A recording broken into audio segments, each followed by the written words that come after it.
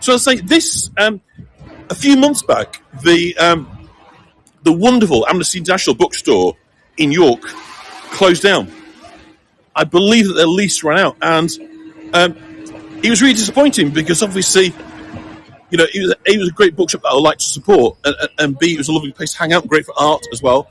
So I was absolutely delighted the other day to see that they've got a new residency here in number 19 Micklegate. And as I was popping in and having a look, I was immediately struck by the interior of this. So for a start, just have a look and just take in. This is a bookshop and then some.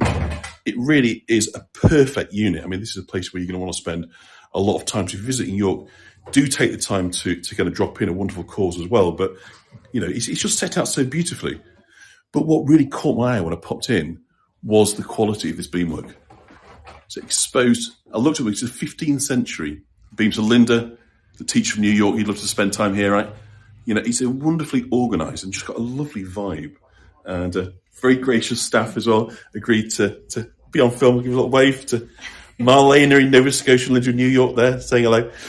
But yeah, it's just the sort of place where you can spend time. But of course, in that very kind of York way, it's that utilisation of historic property, but giving it modern comfort, modern purpose. So not only can you spend your time browsing and looking at this wonderful collection of books, you can do so in this environment where kind of history is quite literally coming through the walls.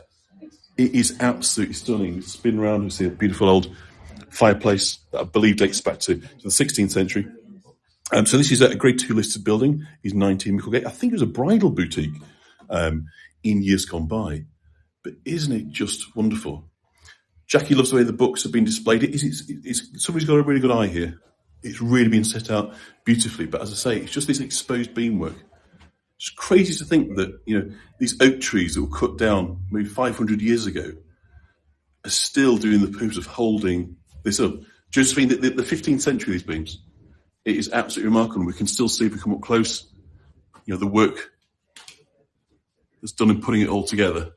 So isn't that wonderful?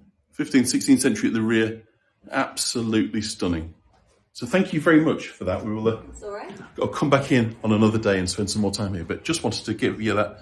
Look at that. Isn't that amazing? And of course, oak darkens over time. So if you want to look at it, it's almost black. That's part of the aging process. Oak can be very, very pale when it goes in, but over time, the chemicals within it sort of change colour. So it becomes very, very dark. So it's often you go in places that seem so dark, they wouldn't have been when they were built. At the time, they'd have been a good deal paler, but the aging process is what kind of brings it this wonderful colour.